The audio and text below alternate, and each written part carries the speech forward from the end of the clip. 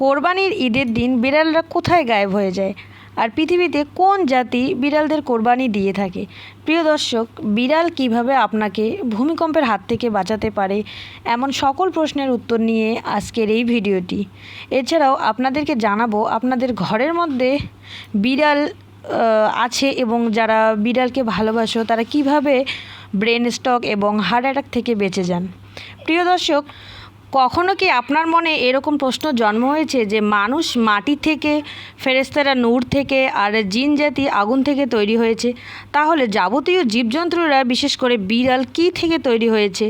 আল্লাহ তাআলা বিড়ালকে কী থেকে সৃষ্টি করেছেন আদি কিতাবে এই ব্যাপারে স্পষ্ট বর্ণনা করা হয়েছে। যেখানে হজরত নূহ আলাইহিসসালামের কারণে উপর যখন তুফান এবং বন্যা নির্ধারিত হয়ে গিয়েছিল, তখন আল্লাহ রাব্বুল আলামিন হজরত নূহ আলাইহিসসালামকে নৌকা বানিয়ে নিজেকে এবং প্রত্যেক জীবজন্তুর থেকে একজোড়া করে নিজের নৌকাতে নিতে বললেন। তারপরে নূহ আলাইহিসসালাম আল্লাহর এই কথার উপর আমল করে নিতে শুরু করলেন। সব কিছু আল্লাহ পাকের হুকুমেই ভালোই চলছিল, কিন্তু নৌকার ভেতরে 15 থেকে 20 দিন পার হওয়ার পর ইঁদুরের জন্ম হয়ে যায় এবং তারা অত্যাধিক বংশবিস্তার শুরু করার দরুন বাকি সব জীবজন্তুর জমে রাখা খাবারকে নষ্ট করা শুরু করে দেয়। হজরত নূহ আলাইহিসসালাম অতৃষ্ট হয়ে যায়। ঘটনা এতটাই বেড়ে যাচ্ছে যে নৌকার ভিতরে থাকা মানুষের নির্ধারিত খাবারও নষ্ট করে ফেলেছে এবং তারা নৌকার নিচে বিভিন্ন অংশে ছিদ্র করতেও শুরু করে। ফলে নৌকার মধ্যে পানি ঢুকতে শুরু করে। তখন নূহ আলাইহিসসালাম আল্লাহর উপর দোয়া করলেন, হে আল্লাহ রাব্বুল আলামিন, এই ইঁদুরের হাত থেকে আমাকে রক্ষা করুন। সেই সময় আল্লাহ রাব্বুল আলামিন জিবরাইল আলাইহিসসালামকে জানালেন এবং বার্তা পাঠাতে বললেন, হে নূহ আলাইহিসসালাম, তুমি নৌকার পিঠের উপরে থাকা সিংহের জোড়ার মাথার উপরে হাত বুলাও। এবং সাথে সাথেই নূহ আলাইহিসসালাম যে একজোড়া সিংহকে নৌকার উপরে উঠিয়েছিলেন তাদের গায়ের উপরে বিসমিল্লাহ বলে হাত বুলালেন। অতঃপর সিংহটি হাঁচি দিয়ে, সিংহটির নাক দিয়ে আল্লাহ পাকের হুকুমে একজোড়া বিড়াল নৌকার মধ্যে এসে পড়ে। তারপর তারা নৌকার উপর থাকা সমস্ত ইঁদুরকে মেরে পরিষ্কার করে ফেলে।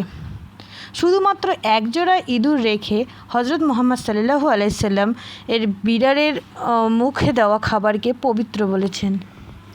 মা আয়েশা রাদিয়াল্লাহু তাআলা আনহা বিড়ালে মুখ দেওয়ার পরেও খাবার খেয়েছেন এবং প্রকাশ্যে বলেছেন, আমি রাসূলুল্লাহ সাল্লাল্লাহু আলাইহি সাল্লামকে বলতে শুনেছি, বিড়ালের খাওয়া খাবার মানুষের জন্য পাক। এছাড়াও রাসূলুল্লাহ সাল্লাল্লাহু আলাইহি সাল্লাম এক সাহাবীকে খুবই ভালোবাসতেন, কেননা সেই সাহাবী বিড়ালকে ভালোবাসত। সেই সাহাবীর নাম হচ্ছে আবু হুরায়রা। এই নামটি আল্লাহ রাব্বুল আলামিন রসুলেই দিয়েছেন। এর নামের অর্থ হচ্ছে বিড়ালের পিতা। এই নামে ডাকতে ডাকতেই আবু হুরায়রার আসল নামেই মানুষ ভুলে গেছে। আবু হুরায়রার আসল নাম ছিল আব্দুর রহমান। এত উৎকৃষ্ট একটা নাম থাকার পরেও রাসূলুল্লাহ সাল্লাল্লাহু আলাইহি সাল্লাম আবু হুরায়রাকে এই নামে ডাকতেন, কারণ রাসূলুল্লাহ সাল্লাল্লাহু আলাইহি সাল্লাম মনে বিড়ালের জন্য খুব ভালোবাসা থাকতো। বিড়াল নিয়ে গবেষকরা অনেক গবেষণা করেছেন। বিশেষজ্ঞরা আমাদেরকে জানিয়েছেন, যারা বিড়াল পালে তারা জীবনে খুব কম হয়ে থাকেন, দুশ্চিন্তা, হতাশা, পেরেশানি কম হয়ে থাকে। বিড়াল পালনকারী মানুষের ব্রেন স্ট্রোক এবং হার্ট অ্যাটাক কম হয়ে থাকে। আপনারা দেখে থাকবেন, যত প্রাণী আছে তার মধ্যেই বিড়াল একমাত্র প্রাণী যে দেখতে খুব সুন্দর এবং সবসময় এই প্রাণীটি পরিষ্কার অবস্থায় থাকে। ভিডিওটি যদি ভালো লেগে থাকে তাহলে অবশ্যই লাইক, কমেন্ট, শেয়ার করতে ভুলবেন না যেন। খোদা হাফেজ।